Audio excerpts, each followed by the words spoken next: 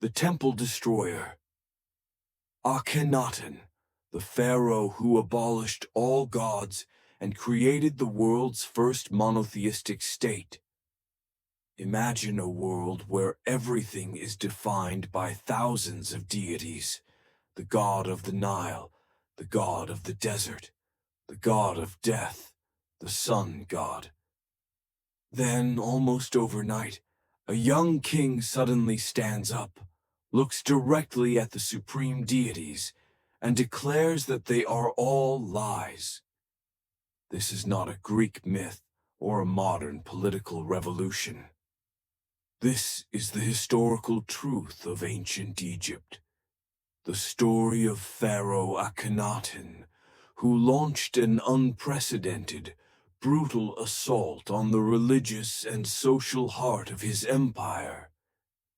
He erased the names of gods, destroyed temples, and forced a civilization that had been worshipping multiple deities for millennia to bow before a single divine entity, Aten, the sun disk. Was this the act of a madman or a misunderstood prophet?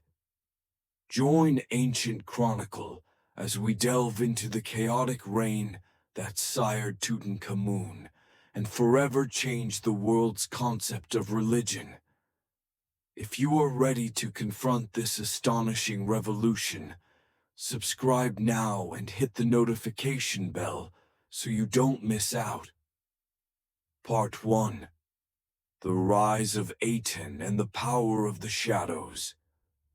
To comprehend the madness of the revolution instigated by Akhenaten, we must first understand the power structure he sought to demolish: the colossal power of Amun.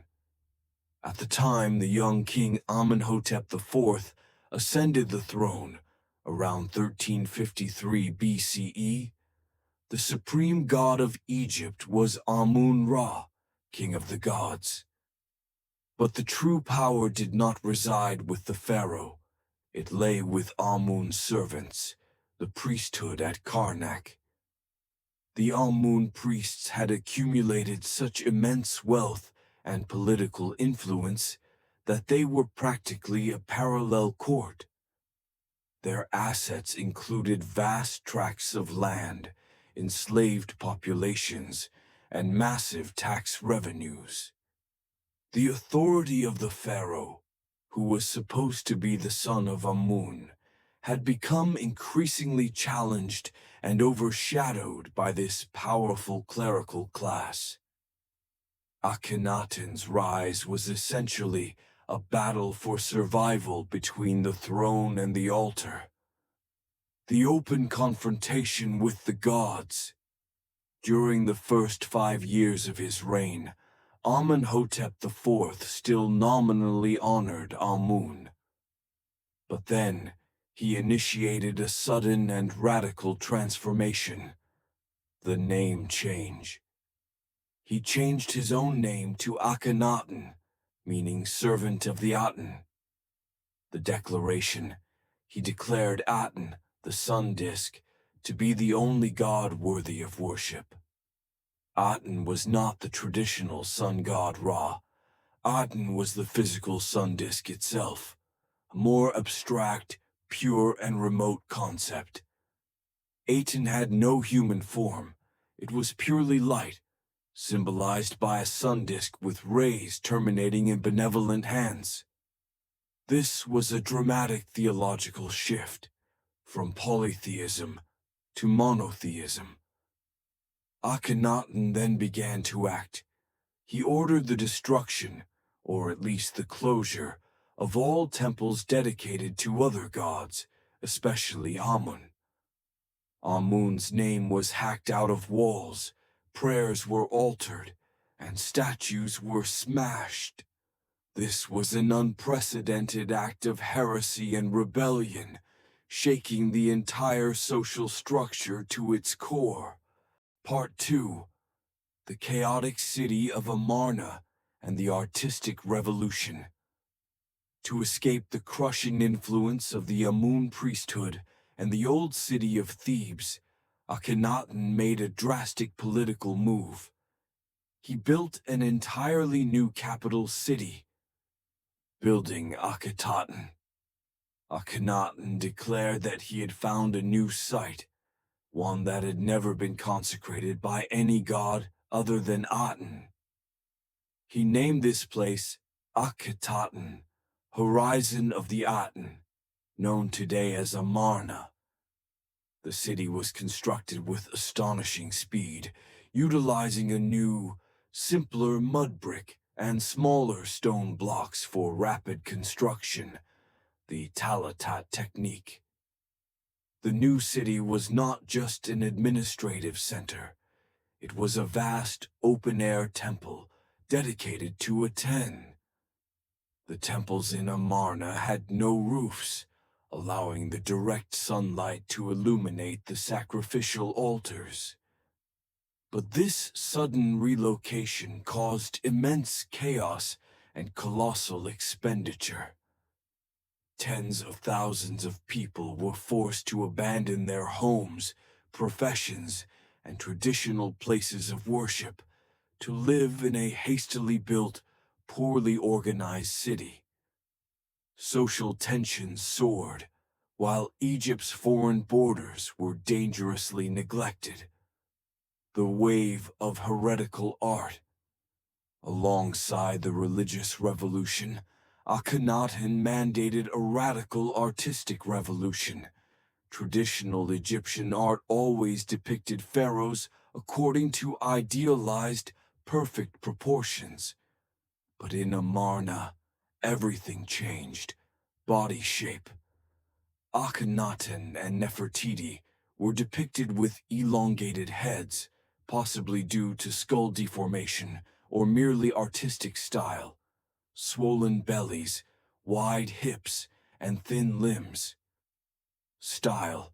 The scenes became intimate and familial, showing the pharaoh and his family embracing, playing, and worshipping under the light of Aten. This style was shocking. It shattered the solemnity of religious art. It was a declaration of authority.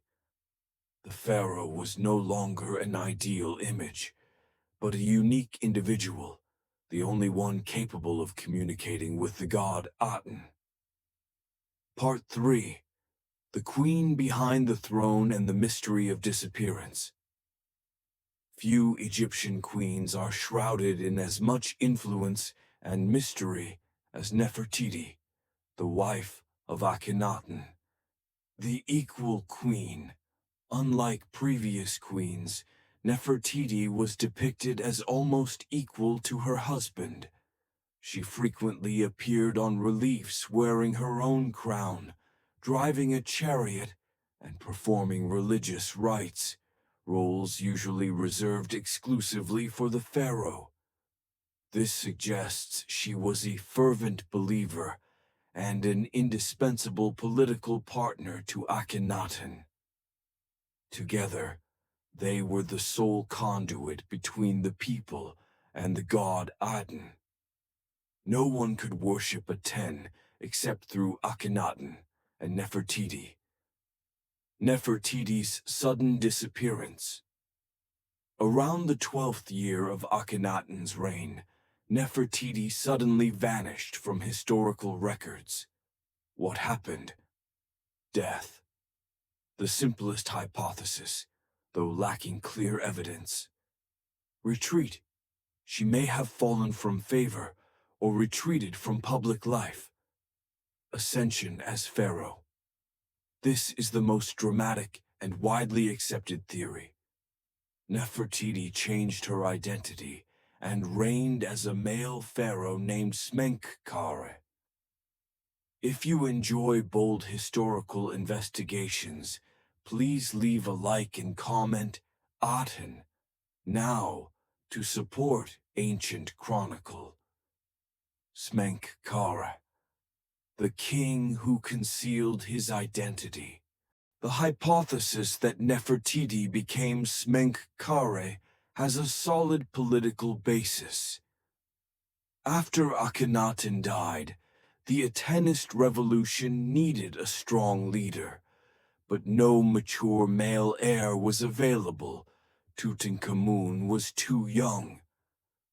A woman could not maintain the throne against the rising power of the Amun priesthood.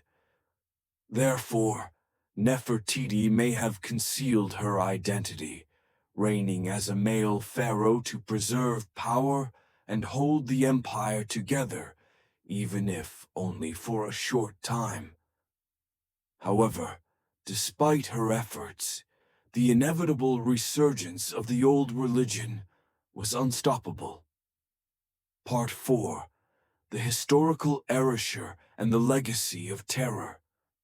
Following the death of Akhenaten, his dynasty quickly crumbled.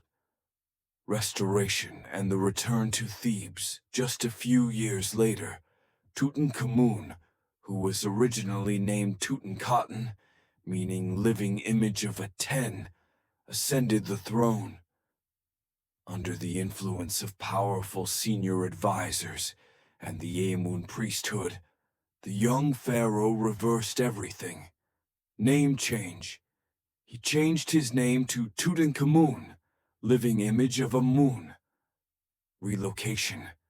The capital was moved back to Thebes. Religion.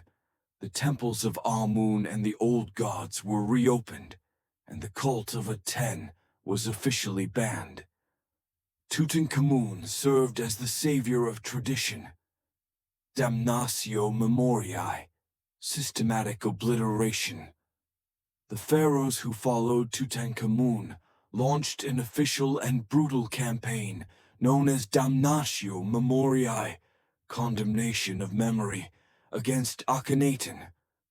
This campaign had three main goals: destruction. The city of Amarna was abandoned, its structures dismantled and used as building material for new Amun temples. Erasure. The names of Akhenaten, Nefertiti, and Smenkhkare were chiseled off all inscriptions and king lists. Forgetting. Akhenaten was never referred to by name. He was called the enemy or the traitor in later documents, never given the dignity of being named.